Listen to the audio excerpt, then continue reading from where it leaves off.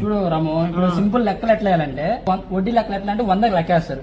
100 రూపాయలకి రూపాయి అనుకో, 100కి రూపాయి. అంటే ఈ నెల నీకు 100 రూపాయలు ఇచ్చాను అనుకో, నెక్స్ట్ నెల 100 1 రూపాయి అంటే 101 రూపాయలు. అట్లా ఏంటంటే ఒక 1000 రూపాయలు ఇచ్చావనుకో నీకు వడ్డీ ఎంత వస్తుంది నెలకి? 10 రూపాయలు. 10,000 అనుకో 100 రూపాయలు.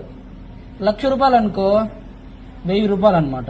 అంటే నీకు 1,00,000 రూపాయలు ఇస్తే నెలకు వడ్డీ అంతా 1000 రూపాయలు. ఇప్పుడు ఏది 1 రూపాయికి అయితే నీకు 2 రూపాయలు కనుకో, ఇది 2 రూపాయలు, ఇది 20 రూపాయలు, ఇది 2,200, ఇది 2,000. ఇప్పుడు బాబాయ్ చెప్పింది అంతా 2.5 లక్ష. ఓకేనా? ఇప్పుడు 2.5 లక్ష అంటే సింపుల్ క్యాల్కులేషన్ ఏంటంటే 2 లక్షకి వచ్చి నెలకి 2,000. మనకాడ ఎంత ఉంది? 2.5 లక్ష అంటే 5,000. ఇంకొక లక్ష వేసుకో, దానికి 2,000. ఒక 50,000కి ఎంత వస్తుంది అంటే 1000 రూపాయలు వస్తుంది. మొత్తం ఎంత వస్తుంది? నెలకి 5,000. ఎన్ని నెలలకి? 10 నెలలకి అంటే 50,000. సింపుల్ లాజిక్ ఏంటంటే లక్షకి 1 రూపాయి అయితే నెలకి 1000 రూపాయలు. అది 2 రూపాయలు అనుకో 2,000. అట్ట క్యాల్కులేట్ చేస్తుంది. అర్థమైంది? ఎట్లా క్యాల్కులేట్ చేయాలా? లక్షకి ఎంత? 1 రూపాయి అయితే నెలకి 2 లక్షలు అయితే 2,000.